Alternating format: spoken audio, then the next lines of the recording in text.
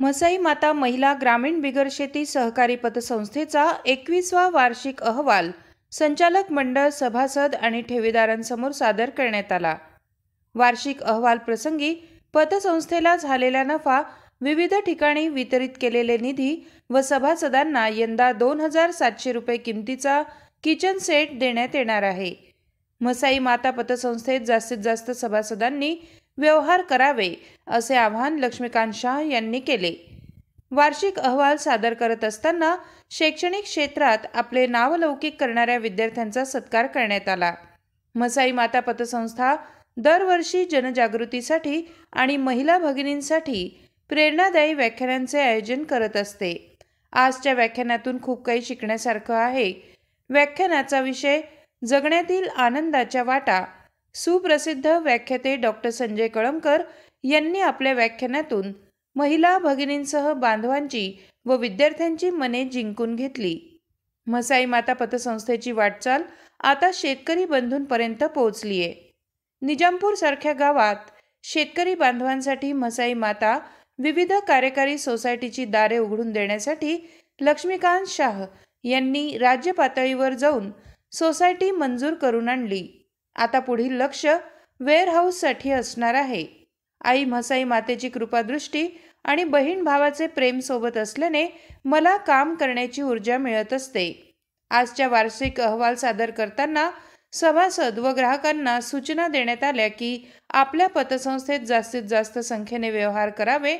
मसाई माता पतसंस्था दरवर्षी आपल्या सभासदांना मोठी भेट वस्तू देत असते, त्यामुळे सभासदांनी पतसंस्थेत जास्तीत जास्त संख्येने व्यवहार करावे असे आवाहन लक्ष्मीकांत शाह यांनी केले। यावेळी chairperson Shrimati Urmila Shah, vice chairman Vandana Shah, Sakri शाखा चेअरपर्सन योगिता शाह, संचालिका संगीता जयस्वाल, शैलजा सोंजे, कांता जैन, आशा सूर्यवंशी, लक्ष्मी सूर्यवंशी, माया शाह, मीरा मोहने, वर्षा जाधव, स्नेहल राणे, राजश्री शाह, ललित अरुजा, भिकनलाल जयस्वाल, जनरल मॅनेजर निलेश जयस्वाल सह पतसंस्थेतील कर्मचारी श्रीमती भानुबेन वाणी, पब्लिक स्कूलचे शिक्षक शिक्षिका आणि कर्मचारी वृंद मोठ्या संख्येने उपस्थित होते। मीडिया लाईव्हसाठी रफिक शेख, साक्री, धुळे। वंदन करून आजच्या प्रस्तावनाची सुरुवात करतो। मसाई माता महिला पतसंस्था का स्थापन झाली, कशी स्थापन झाली हे आपण 21 वर्षापासून सातत्याने ऐकत आलो आहोत। परंतु आपल्याकडे प्रत्येक वेळेस नवनवीन पाहुणे आपण बोलवतो, त्यांना त्याची दुसरी कल्पना असायला पाहिजे की आपण ही पतसंस्था का स्थापन केली। का यापूर्वी देखील निजामपूर आणि देठाणी परिसरात बऱ्याचशा पतसंस्था असताना देखील आपण पतसंस्था का सुरू केली? कारण या निजामपूर देठाणी परिसरामध्ये असलेलं एक मसाई माता मंदिर ते 360-300 वर्षापूर्वी जुनं मंदिर होतं। ते मंदिर निजामपूर आणि देठाणी परिसरातील माझ्याबरोबर माझ्या सर्व मित्रमंडळींनी ते विकसित करण्याचं ठरवलं आणि ते विकसित करताना एक मनात विचार आला की आपण एक मंदिर तर विकसित करू। मंदिरचं स्ट्रक्चर आहे 300 वर्षापूर्वी कसं होतं तसं आजही आहे, त्याला कुठलाही आम्ही स्ट्रक्चर बदलला नाही। परिसर डेव्हलप केला। परिसर डेव्हलप केल्यामुळे या भागातील लोकांच्या ज्या गरजा होत्या, ज्या सुविधा होत्या, त्या ठिकाणी सुविधा उपलब्ध झाल्या। आम्ही असा एक विचार केला हे तर आपण करू शकतो, आपण एक वेळेस लोक आपल्याला देणगी देतील, नंतर काय आणि त्या वस्तूचं देखरेख राहावं यासाठी या पतसंस्थेची मुळात निर्मिती झाली आणि या पतसंस्थेतून मिळणाऱ्या नफ्यातून 10% रक्कम त्या मसाई माता मंदिराला आणि 10% रक्कम ज्या ठिकाणी आपण हा कार्यक्रम घेतोय या शैक्षणिक संकुलाला आपण देतो। कारण शैक्षणिक संकुल देखील कमीत कमी फी मध्ये आजच्या तारखेला साक्री तालुक्यातील जेवढ्या इंग्लिश मिडियम स्कूल आहेत त्यापेक्षा फक्त 50 ते 30% फी या संस्थेकडे घेऊन या ग्रामीण भागातील आमच्या लोकांना शिक्षणाची सुविधा कशी उपलब्ध होईल हा हेतू उदात्त हेतू समोर ठेवून आम्ही हे काम केलं। सहकारामध्ये एवढी ताकद आहे हे लक्षात आल्यानंतर कालांतराने सहकार आणि सहकार शब्दामध्ये फरक आहे। काही लोक सहकार यासाठी करतात,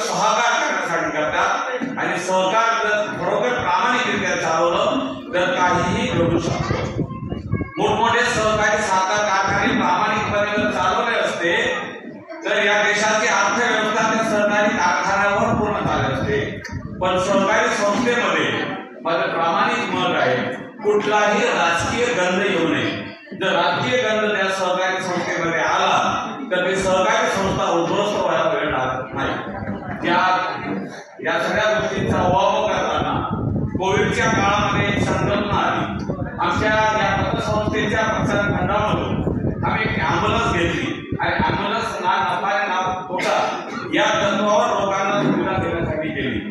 आणि ते सुविधा देताना ती ॲम्ब्युलन्स चालवताना आज देखील संस्थेला नुकसान आहे की ॲम्ब्युलन्स चालवत असताना त्याला लागणारा इन्शुरन्सचा खर्च, डिझेलचा खर्च, ड्रायव्हरचा खर्च आणि आम्ही घेणारं त्या पेशंटकडून घेणारं जे रक्कम आहे ही फार अल्पशी आहे. यात देखील तोटा आहे. परंतु त्याचा सगळ्यात महत्वाचा आनंद असा आहे की वर्षातून 8 माणसं जरी जेवण झाली तरी याच्यापेक्षा जास्त काही नाही, पैशांपेक्षा काही नाही. आपण या सर्वांच्या सहकार्याने, कारण हे सर्व जे बसलेले आहेत या संस्थेचे मालक आहेत, आम्ही एक विश्वास आहे, त्यांनी आमचा विश्वास ठेवला आहे. त्यांच्या पैशांना आम्ही चांगल्या प्रकारे सुरक्षित कसं ठेवू आणि त्याचा विल्हेवाट कसा चांगल्या रीतीने लावू यासाठी या सर्व मालकांची आम्ही विश्वास आहे. लोकांना एक भ्रम घ्या होतो, एखादी संस्था काढली या संस्थेचा मी मालक आहे. तुम्ही मालक नाही, तुम्ही विश्वस्त आहेत. मालक या संस्थेचे हे सभासद आहेत. या सभासदांनी तुमच्यावर विश्वास ठेवलेला आहे आणि त्या विश्वासाला तडा जाऊ नये यासाठी आपण सातत्याने प्रयत्न केला पाहिजे.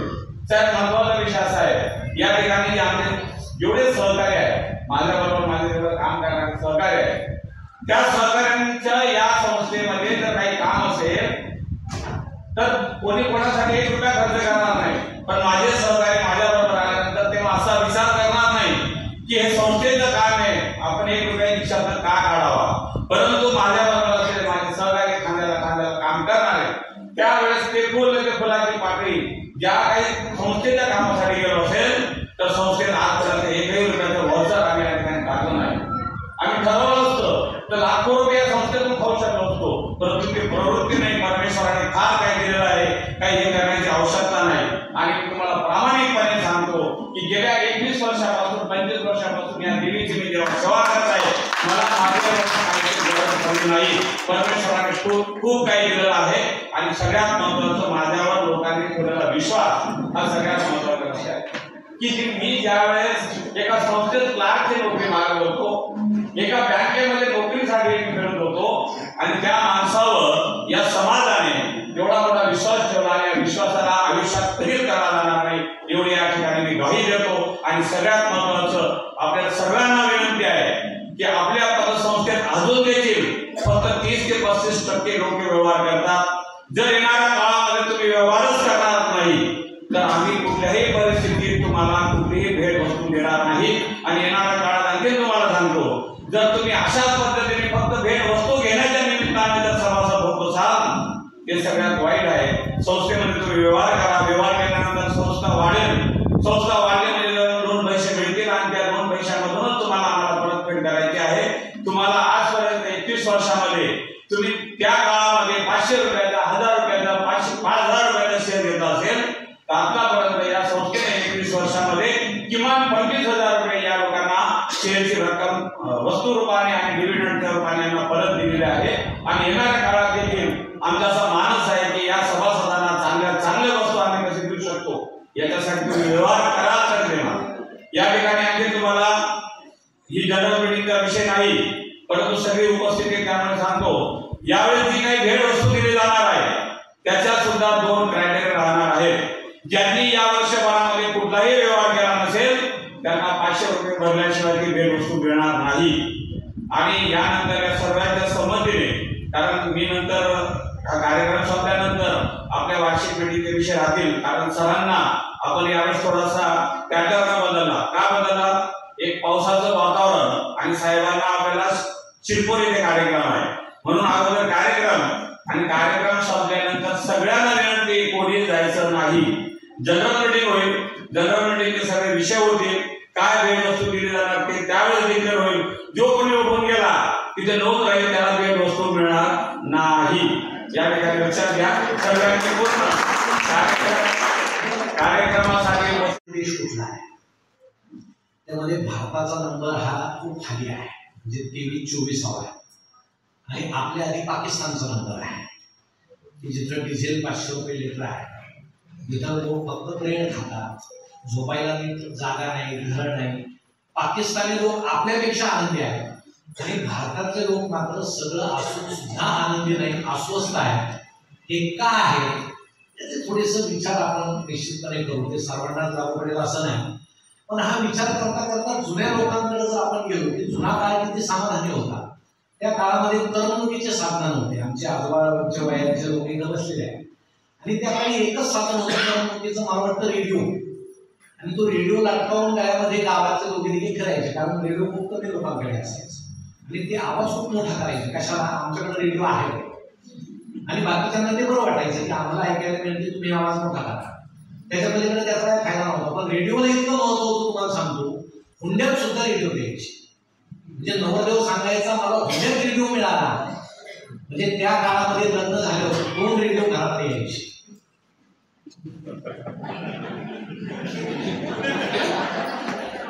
एकाला बंद करायची सोय होती, दुसरा बंदच होत नव्हता. कारण तो किती बटनाचा असेल तर भरोसा होत नसायचा. काही 2 बटनाचा, काही 3 बटनाचा, पण लोक त्यात आनंदी असायचे. गावामध्ये नाटकं यायची आणि ते नाटक पाहायला तर गर्दी व्हायची. मला आठवतं आम्ही लहान असताना गावात एक नाटक आलं, त्यावेळेस एक तंत्रज्ञान वगैरे नव्हतं. नाटकामध्ये असं दृश्य होतं की तो हिरो त्या व्हिलनवर असं पिस्तूल रोखतो आणि त्या व्हिलनला असं सांगतो की आता मी तुला गोळी घालून ठार करतो.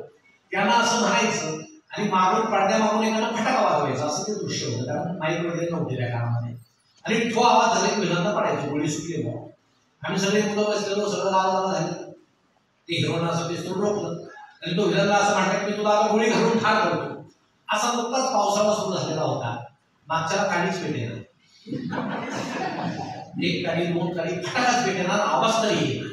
आता व्हिलनला तर समजेना, आवाज झाल्याशिवाय पडायचं नाही, तो कसा तुम्हाला.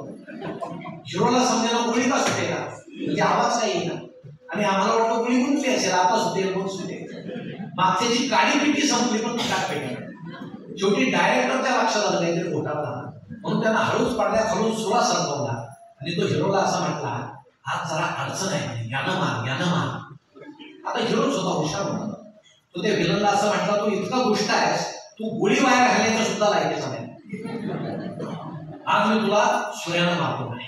त्यानं ते पिस्तूल फेकून दिलं, सुरा असा उचलला आणि सुरा उघडल्याबरोबर मागून आवाज आला, ठोक. तुम्हाला सांगतो व्हिलन हसत खाली बसला. सगळे लोक हसायला लागले, हिरो हसायला लागला, मुलं हसायला लागले, आम्ही हसायला लागलो. पण या चुकीची बातमी दुसऱ्या दिवशी पेपरात कुठं आली नाही. याचं कारण असं होतं, जुन्या काळी आमचे लोक सुखांमध्ये आनंद शोधायचे, आता आम्ही आनंदामध्ये चुका शोधतो, म्हणून आम्ही अस्वस्थ. तुम्ही आजूबाजूला पहा, आपल्या मुलाला जर 80% मार्क्स पडले, मुलाला मुलीला, आणि घरी आल्यावर तिनं जर सांगितलं मम्मी मला 80% मार्क्स पडले, मम्मीला आनंद होतो, छान आहे, आनंद आहे. पण ते हळूच शेजारी जाते, थोड्या तुमचे 90 काय व्हायचे. म्हणजे हा आनंद सुद्धा आम्हाला नीट भोगता येत नाही अशा परिस्थितीमध्ये आहे. मग हे करमणुकीचे काही साधन असताना ब्लॅक अँड व्हाईट टीव्ही त्यावेळेस आले. आमच्या तरुण मित्रांना माहीत नसेल, कृष्ण धवल टीव्ही असायचा, असा काळा आणि पांढऱ्या रंगाचा, भला मोठा, आणि वर एक अँटेना असायचा मालगावर स्लॅबवर लावलेला. त्यावेळेस एकच चॅनल होतं, सह्याद्री नावाचं सरकारी चॅनल होतं.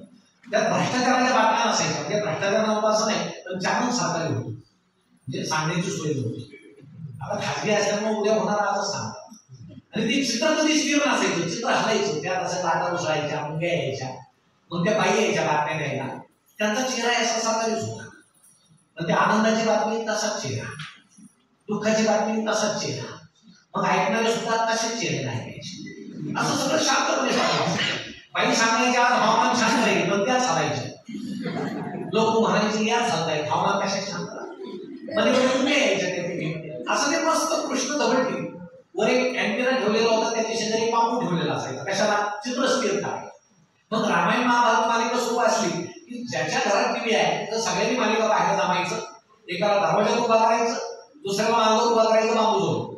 मग चित्र हलायला लागलं की प्रेक्षक ओरडायचे त्या दरवाजात, हे त्याला सांग डावीकडे फिरव, मग आवडायचं हे डावीकडे फिरव, ते विचार बांबू घ्यायचे, डावीकडे फिरवायचं, हळूहळू चित्र स्थिर व्हायचं, पण तोपर्यंत मालिका संपलेली असायची.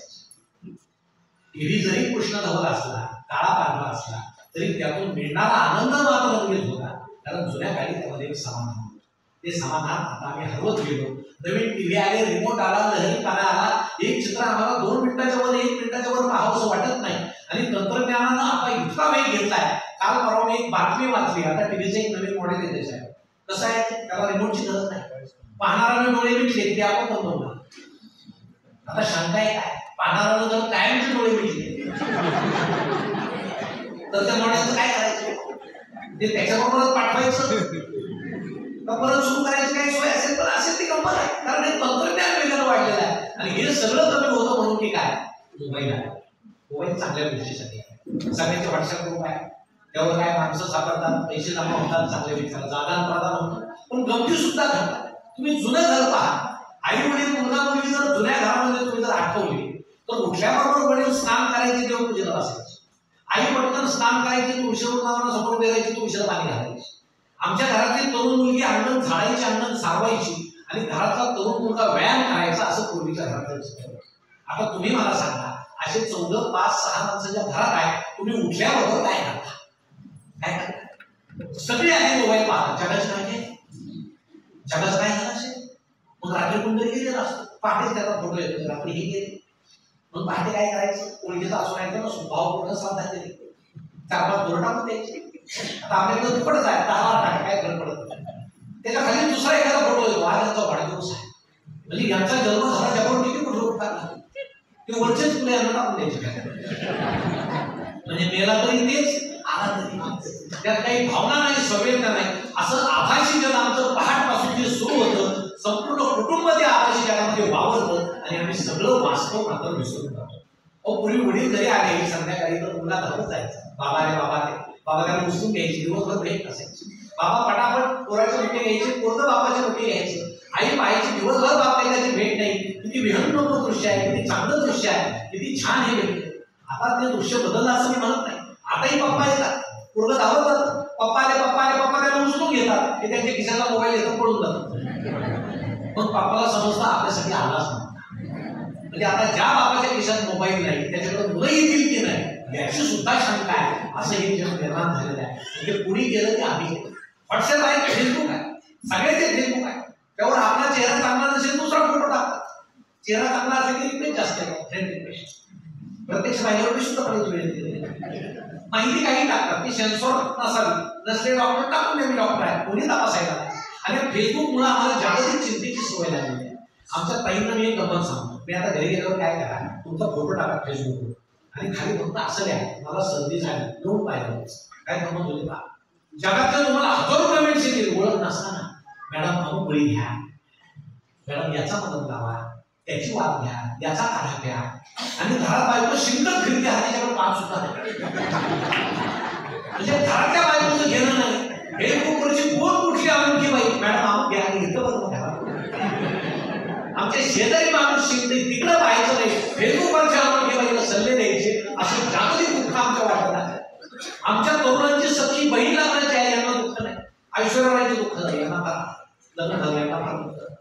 त्या दिवशी या देशाचे करून जेवलेच नाही आणि निम्म्यांनी अभिषेक केला, याचा संसार सुखाचा होतो. आता ते त्याच्याशी नाही, तुमच्याशी लग्न करणार होते का नाही? मग जे आपल्यापर्यंत येत नाही त्याचं दुःख तुम्ही बाळगता कशाला? पण आम्हाला या आभासी जगाची सवय लागली आणि माणूस अस्वस्थ होतो. लहान मुलांची चूक नाही, तरुणांची चूक नाही, लहान मुलांपासून म्हाताऱ्या माणसापर्यंत सगळे त्या मोबाईलच्या आभासी जगामध्ये वास्तव विसरायला लागले आणि आम्ही सगळे आभासी जगात जगायला लागलो. भाजीपाला पहा, पूर्वी आमच्या काही मेथी दे, शेपू दे, पटपट पटपट हिशोब करायचा, मिरची एवढ्याची, बटाटे एवढ्याचे, पटकन हिशोब करायचा. आता भाजीवाला हिशोब येतो का नाही, तो पटकन कॅल्क्युलेटर काढतो, कारण त्याची हिशोब करणारी पैसे भरून घेते. कारण हे तंत्रज्ञान आहे. आमच्या अनेक पैसे आता मारायला लागले आणि आमचं रोबोट व्हायला लागलं. म्हणजे आता शास्त्रज्ञ रोबोट मध्ये जिवंतपणा आणायला लागले, पण जिवंत माणसं ते रोबोट व्हायला लागले. असं तंत्रज्ञानाचं हे जग आता विचित्र दिशेनं चाललंय. अहो इथल्या गमती आभासी जगाच्या आहेत. एक मनुष्य व्हॉट्सअप खेळता खेळता चुकून शेजाऱ्याच्याच घरात गेला, त्याचं लक्षात चांगलं गेलं, बसला सोफ्यावर. आता तिथल्या मॅडम टीव्ही पाहत होते, कुठल्या तरी शेजारी सुरू होती चांगली, कारण वाटलं आले असतील आपले, काही लक्ष द्यायची गरज नाही, रोजच येतात. पण सिरियल माझा कुठे गेलं तर काय करा, नजर हटवायची नाही. हा बसला आपला टीव्ही पाहत. त्या घराचे खरे मालक आले फेसबुक खेळत, ते नादातच होते आणि ते यांना पाहून मोठ्याने ओरडले, स्वारी विंचून तुमच्या घरात आलो. आता अशा गोष्टी ह्या आबाशी जगापुढे सुरू झालेल्या असताना आपलं जाऊ द्या, परंतु आमच्या मुलाबाळाचं काय होणार आहे. इंस्टाग्राम नावाचं पाठा. ते इंस्टाग्राम म्हणजे पालक नसलेलं वधूवर सूचक मंडळच आहे. पालकांची गरजच नाही. गंमत काय होते, राजस्थान सारखा एखादं जे राज्य आहे की जिथं मुलांना लग्न करायला मुली मिळत नाही, त्या राज्यातील मुलं महाराष्ट्रातल्या आमच्या मुलींना फ्रेंड रिक्वेस्ट पाठवतात. तेव्हा लिहितात मी बागायतदार आहे, डॉक्टर आहे, इंजिनियर आहे, प्राध्यापक आहे. आमच्या ताईला वाटतं हा मोठा माणूस आहे. चॅटिंग नावाचा लग्न प्रकार सुरू होतो. म्हणून आई वडिलांना न सांगता आमची ताई गुपचूप निघून जाते, त्याच्याशी लग्न करते. पण तिथं गेल्यावर तिला समजतं हा डॉक्टर नाही, हा इंजिनियर नाही, हा प्राध्यापक नाही, हा बागायतदार नाही, हा गुंड आहे, हा मवादी आहे, हा गँगस्टर आहे. तुम्ही महाराष्ट्रातल्या पोलिसांना विचारा, या वर्षामध्ये 100च्या वर मुली आमच्या परराज्यात जाऊन उद्ध्वस्त होऊन परत आलेल्या. पण त्या परत आल्यानंतर काय दिसतं, त्यांच्या आईवडिलांची काय हालत झालेली असते. म्हणून आभासी जगापासून आमच्या मुलांना आम्ही जितकं दूर ठेवू तितकं चांगलं आहे. आणि हे काम आईचं खूप मोठं आहे, कारण आई जिजाऊचं काम करते. जिजाऊने शिवाजी महाराज घडवले.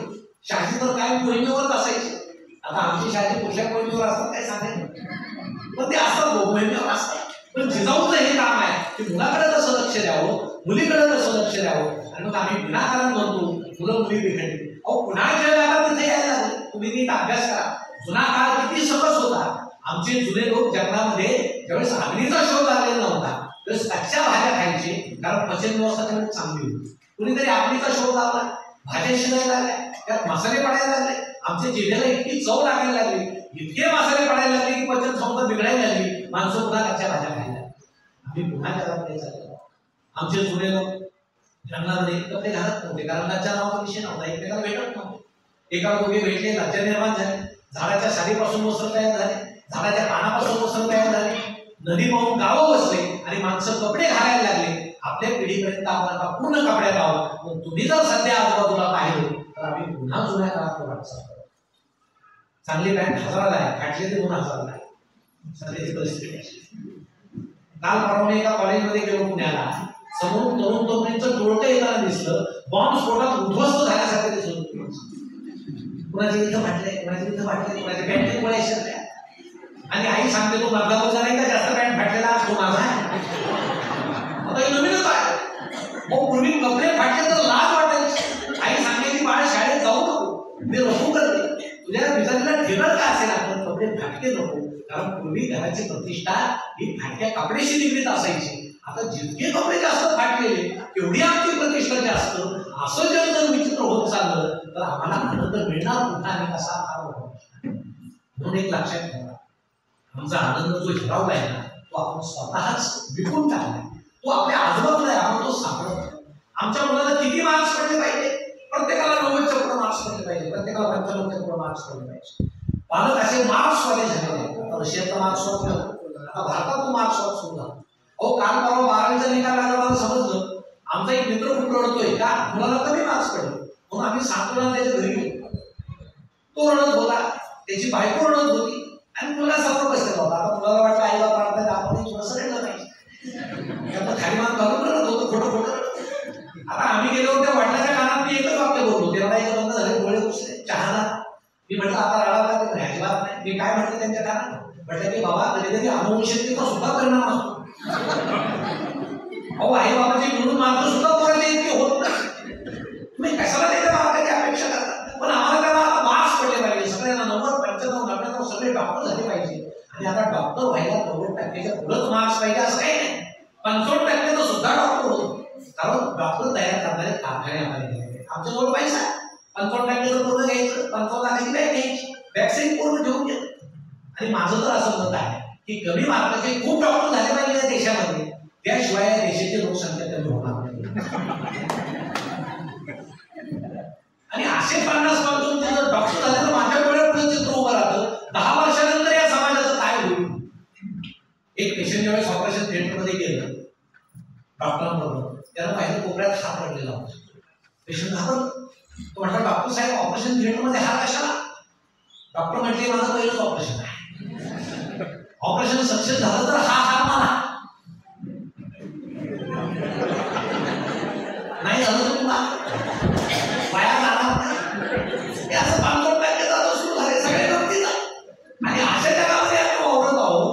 तुम्हाला सांगतो, जुन्या काळी काही दवाखाने नव्हते का? होते. माझ्या गावात एक डॉक्टर होते. तुम्ही डॉक्टर असेल तर माफ करा, 55% सुद्धा आहे. माझ्या गल्लीत एक डॉक्टर होते, गावात एक डॉक्टर होते. ते माडीवर दवाखाना होता, खाली ते राहायचे आणि जिनेवर त्यांच्या पाठी होती. मला अजूनही आठवते, डॉक्टर बेंदूरकर, दवाखाना, वर जाण्याचा रस्ता. त्यामुळे वर गेलेला पेशंट खाली येणं त्याला भरोसा. तरी आमचं गाव जिवंत होतं. आम्ही सरकारी दवाखान्यात जायचो. असे 5-6 पेशंट होते. सरकारी डॉक्टरांचं एक महत्वाचं फार मला वैशिष्ट्य वाटतं, हात न लावता ते ओळखतात आत किती, स्टेथोस्कोप न लावता ओळखतात धडधड किती आहे. सगळे असे दूर वेग, प्रत्येकाला वेगळा आजार. डॉक्टर महाराज इकडे एक पांढरी गोळ्यांची बरणी भरलेली होती, गच्च पेपरचे तुकडे कापलेले, मूठ भरायची, गोळ्या द्यायच्या, खा. आणि तुम्हाला सांगतो, गोळीच्या आकाराचा घशाच्या आकाराचा काही संबंध नाही. म्हणजे माणूस आजारातून वाचेल पण गोळी उंचून म्हणत होती काय एवढा. म्हणून जुने लोक कुठून गोळ्या खायचे, घरूनच काहीतरी बाटली द्यायची औषधाला, बाहेर औषध होतायची. डॉक्टर किती चमचे बाहेर काय करून भरलेच आहे, एक्सपायर होणार आहे सगळ्याला, त्या गोळ्या तेच मला औषध. पण ते सगळे माणसं गावामध्ये ठणठणीत फिरताना दिसायचे. त्याचं कारण असं होतं, त्यांचं मन सांगायचं मला डॉक्टरांनी तपासलं, मला बरं व्हायचं. नुसत्या इच्छाशक्तीनं आमचे जुने लोक बरोबर. जुन्या लोकांच्या शहरात काय पांढऱ्या पेशी नव्हते, मुळात काय म्हणते हातात कशा म्हणायला लागले सगळ्याच्या. कारण आता पांढऱ्या पेशी निर्माण करणारे औषधं तयार झाले. म्हणून आता मेडिकल क्षेत्राचं वास्तव हे आहे की आता आधी आजार येतो, नंतर त्या आजाराला भरपूर औषधं जे पूर्वी निघायची ते आता उलट झाले. आधी औषधं येतात आणि त्याला लागू पडेल असा आजार आहे. हे सध्या मेडिकल क्षेत्राचं वास्तव आहे. अहो, कोरोनात काय झालं, डॉक्टरांना खरोखर उपचार पद्धती माहिती होती का नाही? अनेकांवर प्रयोग झाले. ज्यांना बेड मिळाले ते गेले, सुदैवाने मिळाले नाही ते वाचले. अशी परिस्थिती. काही झाडाखाली पडून वाचले, काही मोठ्या हॉस्पिटलमध्ये गेले. नुसते आमच्यावर प्रयोगच झाले. अहो, इतके प्रयोग झाले असं अजूनही काही माणसं डोळे वाचून पाहतात, त्यांना अजूनही सुचत नाही. तर इंग्लिश वरचा इतका वाईट परिणाम आहे, बोललेलं त्यांना घरी गेलं कळतं. इथं जर व्याख्यान ऐकलं ते रात्री 12 वाजता असतात. पण हे सगळं भयंकर घडलेलं आहे. मग आमचा आनंद असा सगळा हिरावत गेला आणि आम्हाला वाटायला लागलं आमचा मुलगा हा मोठा झाला पाहिजे, त्याला इतके मार्क्स पडले पाहिजे. नुसते मार्क्स पडले म्हणजे तो यशस्वी झाला असं समजून. त्याला चांगली चित्रकला येत असेल त्याला ब्रश आणून द्या, तो चांगला खेळत असेल त्याला बॅट आणून द्या. त्याच्यामध्ये ज्या क्षमता आहे, जे कौशल्य आहे ते तुम्ही विकत करा, वाढवा. नुसते मार्क्स पाड मार्क्स म्हणजे खूप मोठा झाला असतं. आणि आमचं शिक्षण आता काय देणार आम्हाला काय म्हणते. तुम्ही मराठी शाळेतले कधी पुस्तक पहा, आणि त्यांचे मुलं असतील कळतच नाही, मार्क्स नाही त्याच्यावर. ब कडे काहीतरी आडाने बाळाला तर काही समजणार नाही. सगळे ड जर असले तर मुला जर म्हटला बाबा मला सगळे ड आहे, डच पाळत कळतच नाही काय. आणि आता नोंदवही काय सांगितलंय गुरुजींना आणि सरकारनं सांगितलंय, वाईट नोंद करायची नाही, मुलांच्या मनावर परिणाम होतो, चांगल्या नोंदी करायच्या, त्याच्याकडे लक्ष द्या. मग गुरुजी लक्ष देतात, अरे हा मुला चांगल्या प्रकारे खेळतो, ही मुलगी चांगली रांगोळी काढते, वर्षभर नोंदी करायच्या, वाईट नोंद करायची नाही. एकदा गंमत अशी झाली, एका वर्गात एका मुलानं दुसऱ्याची कंपास पेटी चोरली. आता गुरुजींना वाटलं याची नोंद काय करायची, हा चोर होणार आहे असं तर लिहिता येणार नाही. मग त्यांनी हेडमास्टरांना विचारलं असं झालं काय करायचं. तर ते म्हणते तुमचा वर्ग आहे तुम्ही पाहून घ्या, काही आंदोलन वगैरे आलं तर मी आहे. हेडमास्टरांचं हे काम असतं. मग गुरुजींनी शांतपणे विचार केला, त्या मुलाची नोंद केली. या मुलाला मित्रांच्या वस्तू संग्रहित करण्याचा छंद आहे.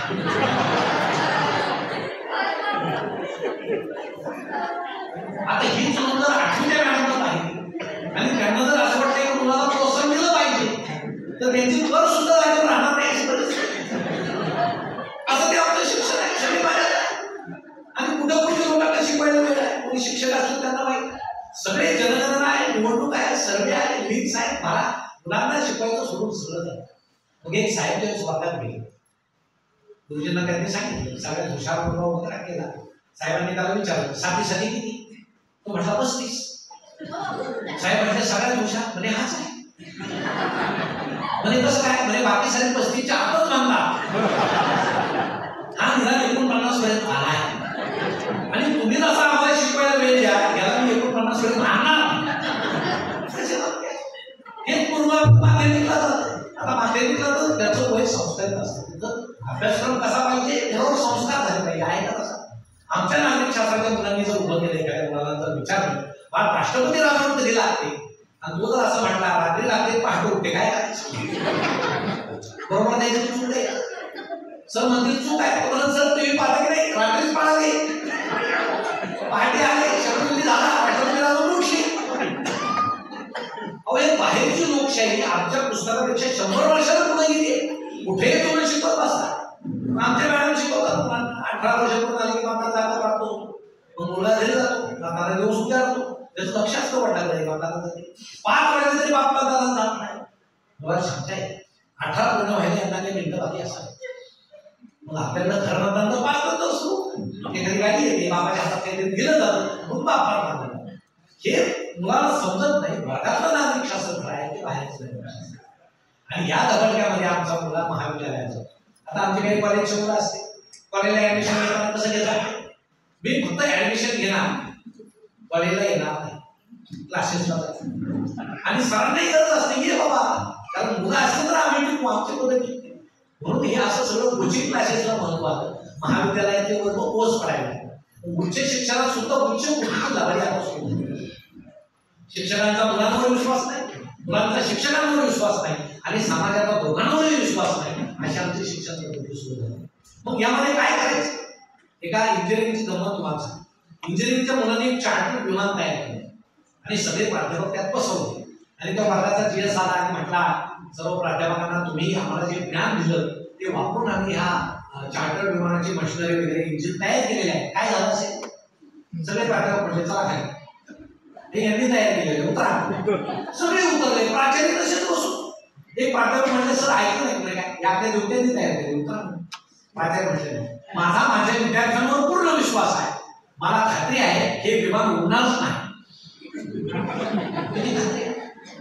अशी खात्री जर असेल तर आमचं शिक्षण नेमकं काय मुलांना आनंद देतं हा फार मोठा प्रश्न आहे. म्हणून मुलांना नेमकं काय येतं, आपला आनंद कुठे जातो? माझा मुलगा फार मोठा व्हावा असं म्हणून आपण त्याला इतके मार्क्स पडलेच पाहिजे असं जर म्हणत असू तर ते चुकीचं आहे. त्याला इतके मार्क्स पडले म्हणून तो चालण्यात यशस्वी होईल असं तुम्ही अजिबात समजू नका. कारण प्रत्येकाला निसर्गाने बुद्धी दिलेली आहे, ती बुद्धी कुठली आहे ते ओळखा. अहो एक क्रिकेटचा सामना खेळला तर आयुष्यावर बसून बाहेर तिथे पैसे मिळतात, एक चित्र कोटी रुपयाला विकतं. आम्हाला मात्र फक्त नोकऱ्या जर करायच्या असतील तर याचा सुद्धा विचार कुठेतरी केला पाहिजे. म्हणून मुलांना अपेक्षित त्यांच्यावर खूप अपेक्षा ठेवून तुम्ही स्वतःचा आनंद हिरावून बसू नका. म्हणून आजकाल माणसं विचारतात आनंद कुठे? अहो आनंद सगळीकडे, आम्ही तो मिळवतच नाही, आम्ही अस्वस्थ आहोत. तुम्हाला एक सांगतो, आनंद वाटला तर आनंद मिळतो. तुम्ही देवाला जर फुलं वाहिले, सुगंधित फुलं, तर तुमच्या हाताला सुद्धा सुगंधित वाचले. असा आनंद वाटला तर आनंद मिळेल. तुम्ही जर दुःखच वाटत सुटले तर लोक तुमच्या जवळ सुद्धा येणार. समजा तुमच्या छातीमध्ये 2 स्टेप टाकले, तुम्ही काय करता? मग घरी असे पडून राहता. मग रोज लोक तुम्हाला भेटायला येतात. मग माणूस भेटायला आला तुमचं सुरू होतं. ते मागच्या शनिवारी काय झालं? त्यांचा आनंद त्याच्यात आहे. मागच्या शनिवारी काय झालं? पहाटे मला घाम आला. हो तो इतके वेळेस सांगतो की ऐकणार मला घाम येतो. आता समजा पुढची जर बायपासच झाली असेल आणि हा जर म्हटला माझ्या ह्याच्यात 2 स्टेन आहेत, त्याला कौतुक वाटेल तुमचं, अरे बाबा माझी बायपास झाली, 2 स्टेन ते कुठं सांग. पण आम्हाला दुःख देखणं करायची सवय, आमचं दुःख विकायची सवय. मग आम्ही काय करतो? आता आम्हाला शरीराचा भाग घेणार आहे. समजा आमचं पोट वाढलं, पोट शकत पोट असं मोठं झालं, आम्ही पाठी फिरायला बाहेर पडतो. आता पोट वाढणे ही आपली चिंता आहे, जगाची आहे नाही. पण आपला चेहरा असं असतो आता काय, ते पाहिले की बाकी म्हणतात मला बाबा याचा चेहरा पाहिला काहीतरी मोठा होता. पहाटे फिरताना सुद्धा चेहरा कसा प्रसन्न पाहिजे. आजूबाजूला सगळा आनंद आहे. एखादा कुत्र घेऊन फिरतो, तुम्हाला कुत्र नसेल आता तुम्ही त्याच्याकडे पहा, तो कुत्र घेऊन फिरताना सुद्धा फार गंमत येते. कधी कधी कुत्र कुत्र त्याला बोलतो, तुम्ही हसायचं काय गंमत आहे, कशाला कुत्र पाहतोय, गमतीच आहे. आणि तुम्हाला सांग, लग्न झालेलं जोडपं किती दिवस झाले ओळखण्याची सुद्धा पद्धत आहे पहाटे. म्हणजे जर शेजारून चाललेले असले, टाळ्या देत आहेत, हसतायत तर समजायचं 1-2 वर्ष झाले. थोडेसे तुटत दिसले की 7-8 वर्ष झाले. अगदीच अर्धा किलोमीटर दिसले की 15-20 वर्ष. आणि पुन्हा एकत्र दिसले की ओळखायचं 40 वर्ष झाले. आणि यांना समजले की आपल्याला आता एकमेकाशिवाय कोणी नाही, म्हणून पुन्हा माणसं पुन्हा एकत्र येतात. हे सगळे आनंद मिळवण्याच्या पद्धती आहेत. पण आमची माणसं पहाटे उठतात. काही जण काय करतात, आता फिरायला जातो तुम्हाला मी असं एकदा पहाटे फिरायला बाहेर होता. नुकतंच खटपटलेलं होतं, ते दिसत नव्हतं, थोडासा दुसरा अंधार पसरलेला होता. आणि मी फिरताना कोणीतरी स्त्री माझ्या शेतावरून जाताना मला म्हटली गुड मॉर्निंग. मी म्हटलं गुड मॉर्निंग. आता घरी आलो, आता असा चेहरा पण नाही ना. आता बायको म्हटली चेहरा जरा आनंदी दिसतोय, काय झालं म्हटलं नाही काय नाही काहीतरी झालं म्हटलं काय नाही सांगा म्हटलं काय झालं. कोणीतरी स्त्री माझ्या जवळून गेली आणि मला गुड मॉर्निंग म्हटली. ती म्हटली मीच होती. तुम्हाला सांगतो लगेच चेहरा काढला. आता ती म्हणते हा कुठला आनंद आहे, दुसरी स्त्री म्हणते तर आनंद, बायको म्हणते तर दुःख. कुठला आनंद हो आपल्या जवळ सुख आहे पण आपण ते भोगत नाही, कारण आम्हाला जवळचं सोडून लांबचं पाहण्याची भारतीय समाजाला सवय लागली. त्याच्यामुळे आम्ही अजून दुःखी होत जातो. काही जण पहाटे उठतात, टीव्ही लावतात, त्यांना असं व्यायाम करायचं असतो. रामदेव बाबा येतात, रामदेव बाबा पहाटे झोपतात कारण ते लवकर झोपतात, त्यांना दुसरं काही काम नाही, ते झोपतात. त्यांना तो व्यवसाय आहे, त्यांना आरोग्याचं काही घेणं. ते मग असे बसतात की हाही बसतो त्यांच्यासमोर पाठी लगेच रामदेव बाबा काय करतात पोट ठेव. आता आपलं घेतं काय पण तरी आपलं स्वतः मग बाबा काय करतात, एक पाय घेतात काय घालतात. आपण कसा बसा काय घालतो, बाबा काय करतात आपला निघतो काय. मग काय करायचं, आमचे एवढा पाय सांगते दोनही काढत दुसरा घालते, असेच बसा पाय गाड्या घालून. नाहीतर दिवसभर त्याच्या गाड्या निघतोच फिरता ना, त्याच्या गावात घेतो. मग या सांगायचं यातही कमी आहे. मग तुम्ही व्यायाम जर करत असाल, व्यायामाने शरीर जर चांगलं ठेवत असाल तर सकाळी व्यायाम करून दिवसभर आम्ही जगत का नाही, आनंद का होत नाही. पण आमची गंमत आहे, एखादं दुसऱ्याला विचारतो तू योगासन करतो का, करतो. योगासन केल्याने काय होतं, तो म्हणा आयुष्य वाढतं. मग वाढलेल्या आयुष्यात काय करायचं, तो म्हणा योगासन करायचं. मी कडक तथ्य पाळतो का, मला खूप जगायचं, खूप जगून काय करायचं, तथ्य पाळायचं. मग तू काय फक्त मारण्यापुरता जगतोय का जाण्यासाठी जगतोय. तुम्ही व्यायाम सुद्धा शरीरासाठी करा आणि बाकी आजूबाजूला जो आनंद पसरलेला आहे तो लुटा, पण आम्हाला तो दिसत नाही. म्हणून नेहमी गुलाबाला काटे असतात असं कधी म्हणतात, काट्याला गुलाब असतात. काट्याला गुलाब असतात म्हणजे काय, प्रत्येक दुःखातून सुख निर्माण होणार असतं. म्हणून आपण आजूबाजूला जो आनंद पसरलेला आहे तो मोकळ्या मनानं स्वीकारला पाहिजे. जगाकडे आपण पाहायला पाहिजे, आपण त्या दृष्टीनं पाहायला पाहिजे. आम्ही ते पाहत नाही आणि आमची गंमत अशी झाली आता जुनं तर सोडायचं नाही आणि नवं तर धरायचं.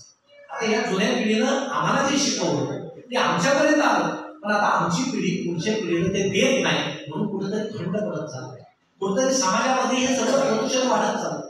तुम्हाला एक उदाहरण तुम्हाला सांगतो, लग्नामध्ये अंतरपाठ धरतात.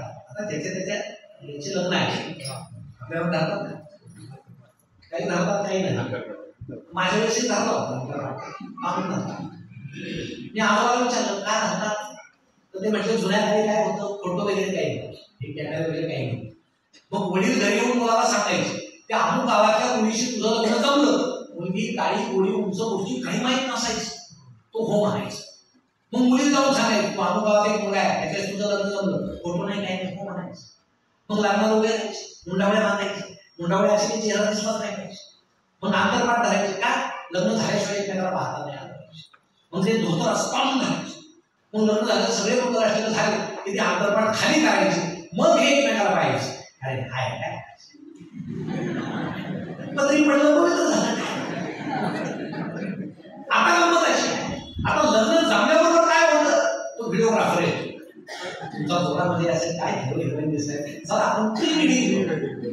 मग कुठेतरी निसर्गात जायचं, तो सांगतो गावतात बोला, मग तू लुळू फोटो काढतो. दादा पाय सोडून बसले खाण्याला खाताना लावला डोक्याला डोक्याला. कारण लग्न म्हणजे इतका आनंद, कुठे काही सांगायचं तरीच करत. कोल्ड्रिंकची बाटली आहे ना, एकच बाटली असते शिल्लक त्या दिवशी, एक बाटली तर दोन नळ्या कोणा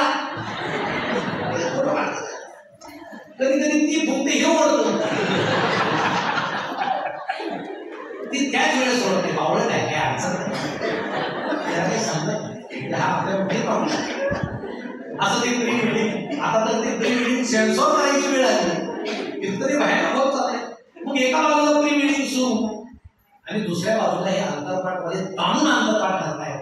कशाला धरतो महिना झाला मुंडर काय कशाने धोतर ताणलं आणि त्यावेळी ठीक होतं ते पाहिजे. आता आम्हाला जुनं सुटत नाही होतं या समाजाची. आता विचार करा, कोरोनाच्या काळामध्ये सगळ्या जगाला समजलं भारताची परंपरा किती मुख्य आहे. कारण आम्ही नमस्कार करतो, तरुण रामराम करतो.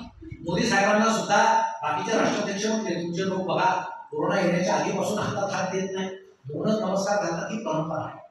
नाही तर काही याच्यामध्ये तुम्ही पहा देशामध्ये, पाश्चिमात्य देशामध्ये नमस्काराच्या पद्धती फार पद्धतशीर आहे. डोक्यात डोके लावतात, भेटल्यानंतर नाकाला नाक लावतात, खांद्याला खांदा लावतात, गालाला गाल घासतात. पण आमच्या जुन्या पिढीला माहित होतं आमची पुढची पिढी काही लायकीची आहे, ते सांगत होते.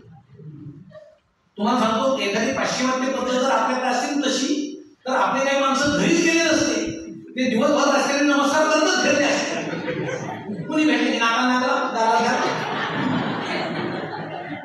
उद्योग नसलेली माणसं म्हणून आमच्या जुन्या लोकांनी ठरवलं पूर्ण या सगळ्या पण त्या परंपरांचा आम्हाला विसर पडलेला आहे. म्हणून आम्ही आता म्हणतो कशासाठी प्रतिष्ठेसाठी.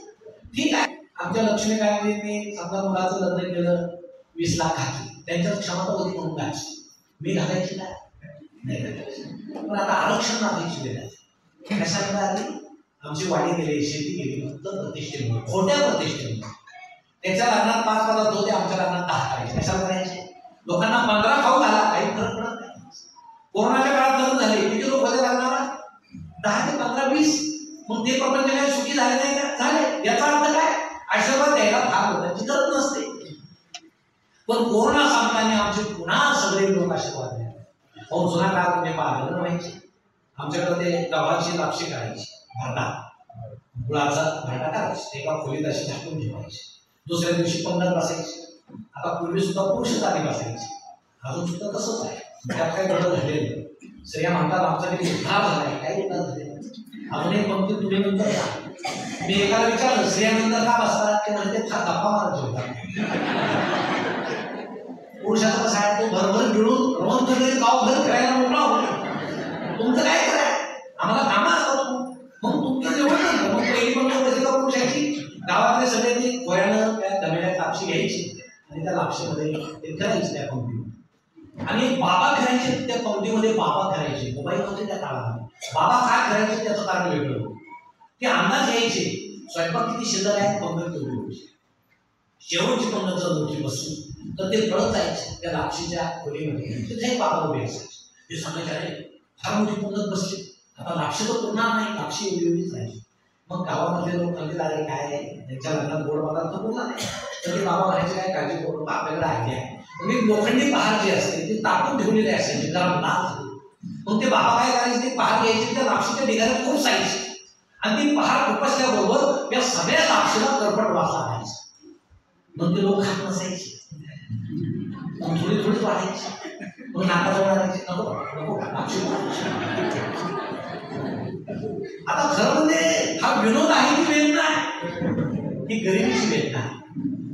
त्या आमटीच्या कडे मोदी 4-5 माणसं उभे असायचे बाटल्या पाण्याची, मोठी बंद त्याची काढच बाजू होती. शेवटच्या पंक्तीला निवड पाणी असायचं आणि ज्याच्या लग्नामध्ये पुऱ्या करायच्या तो सगळ्यात श्रीमंत माणूस असायचा. कारण जुन्या काळी पुऱ्या करत नसायची.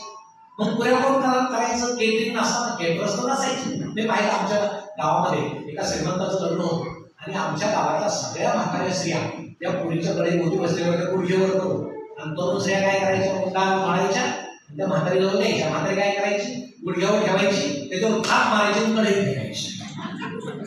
याला माहिती गुडघापुरी. सगळ्या पंक्तीला माहित असायचं गुडघ्यावर केलेली पुरी आहे, पण कुणी नाक मोडलं नाही तर समाधान. हा एखादी मोठी पुरी आल्यावर एखादा म्हणायचा हौसाबाईची दिसते वगैरे, मोठी दिसते ना, अशी विनोद त्या काळामध्ये व्हायची. परंतु हे सगळं जे होतं आमचे पुणे तुमचे समाधानी होते, ते कशालाही नाक मोडत नव्हते, म्हणून ते आनंदी होते. आणि आपण आता आनंदी का नाही, कारण आम्ही फक्त सुखी आहोत, आम्ही समाधानी नाही. सुख आणि समाधानाचा काय बदल आहे?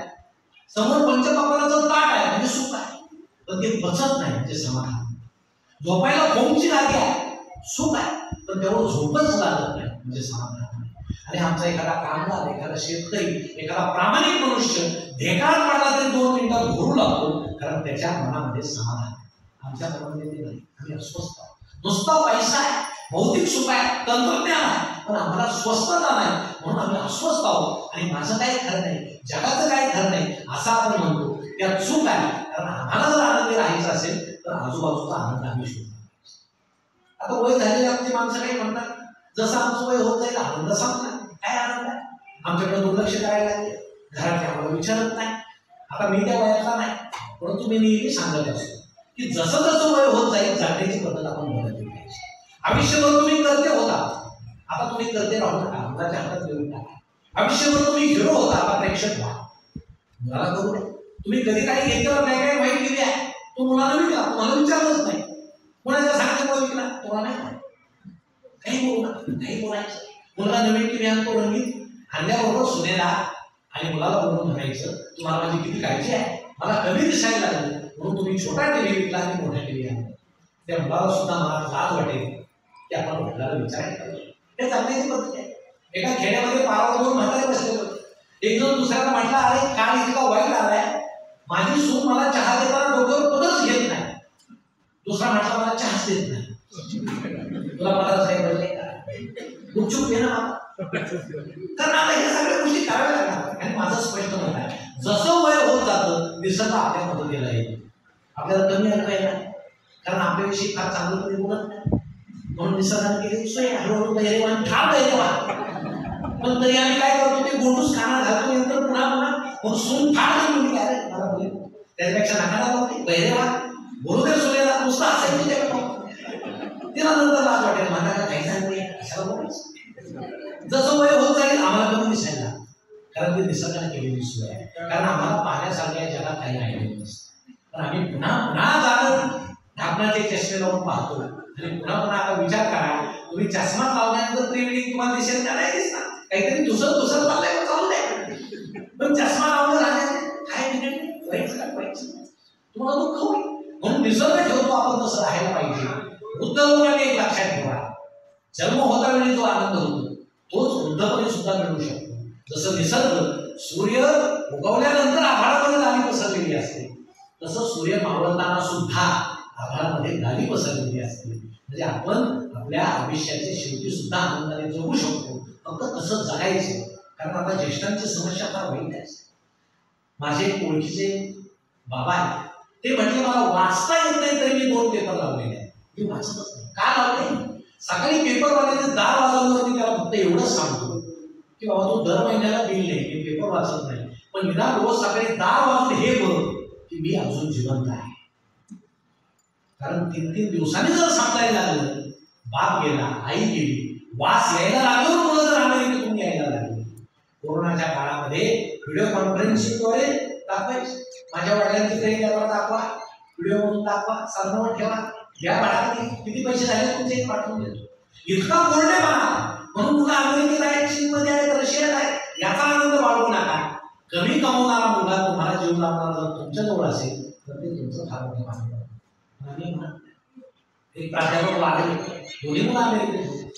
धाकटा आला, आईनं विचारलं थोरला होत आहे, तो म्हटला तो तुझ्यावेळेस येणार आहे. आता अंत्यविधी सुद्धा जर आपण वाटून घेत असतो तर या समाजावर किती विश्वास ठेवायचा हे आपल्या हातात आहे. म्हणून तुम्हाला सगळ्यांना विनंती आहे की तुम्ही घरामध्ये नेमकं मुलांवर संस्कार कसे करायचे. आपण मोबाईल खेळतो, खेळा, ठीक आहे, पण पुस्तक तुमच्या घरामध्ये आहे का? छत्रपती शिवाजी महाराजांचा आहे का? बुद्धाचा आहे का? आनंद ऋषींचा आहे का? महावीरांचा आहे का? नाही. पुस्तकच नाही आमच्या घरामध्ये, आम्ही वाचतच नाही. भिंतीवर लाख रुपयाची निर्मिती आहे, परंतु घरामध्ये 50 रुपयाचं पुस्तक आहे. 4 माणसं असतील तर 8 मोबाईल आहे, पण पुस्तक वाचा.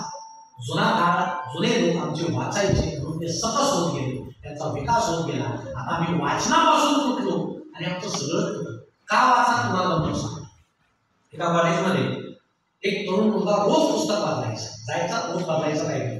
सगळे प्राध्यापक म्हणायचे की आखाड वाचतो, रोज पुस्तक बदलतो. पण खरं कारण वेगळं होतं. त्या लायब्ररीत सुंदर होते म्हणून जायचं आणि पुस्तक वाचायचं. काही दिवसात त्याला वाटायला लागलं आपण शिकवणं केलं पाहिजे. त्यावेळेस मोबाईल नव्हते, आपण पत्र लिहून तिला पाठवलं. त्यानं पत्र लिहिलं, पण त्याचं धाडस झालं नाही द्यायचं. एके दिवशी फॅक्ट सेक्शन मध्ये गेला आणि त्याला आत्महत्या. सगळ्या कॉलेजला वाईट वाटलं. इतका चांगला वाचक गेला, त्याचा भाऊ म्हटला चांगला वाचक नव्हता, खरं कारण वेगळं आहे. आता इथपर्यंत ठीक आहे, परंतु गंमत अशी त्या मुलाला आत्महत्या केल्यानंतर त्या लायब्ररीत रोज रडत होत्या, रोज. त्या प्राचार्याने त्यांना बोलून घेतलं, म्हणजे ठीक आहे तो गेला बाबा, तू का रडतेस? तिनं सांगितलं मी रोज याला पुस्तकामध्ये घालून पत्र द्यायचे, रोज. यानं एकही दिवस पुस्तक उघडलं नाही. पुस्तक उघडलं असं वाचला, तेव्हापासून वाचाल तर वाचाल असं म्हणतात की त्याच्याप्रमाणे. आता आमचे काही जुने लोक घरी जाऊन जुने पुस्तकं असेल पाहिलं पाहिजे आहे त्या काळामध्ये, पण हे गमती नाही. अहो आमचे शिक्षक सुद्धा वाचत नाही. 2 शिक्षक एवढे एका शिक्षकाने घरी गेले, चहा सांगितलं तुमचा फोटो भिंतीवर, आणि एक शिक्षक त्याच्याकडे असं पाहतो. त्या घराने मला म्हणजे काय पाहता, यांनी विचारलं तुमचे वडील यांनी गेले, त्यांनी सांगितलं ते वडील नाही शाळेत तुझे. म्हणजे हे जर शिक्षक जर वाचत नसेल तर समाज कधी वाचायचा? म्हणून आम्ही या आवाशी जगाच्या आहारी जाऊन अस्वस्थ झालो, आम्हाला सुचत नाही काय करावं. म्हणून आपण शांत मनाने एक गोष्ट लक्षात ठेवा, आनंद दिसला तर तो दिसतो.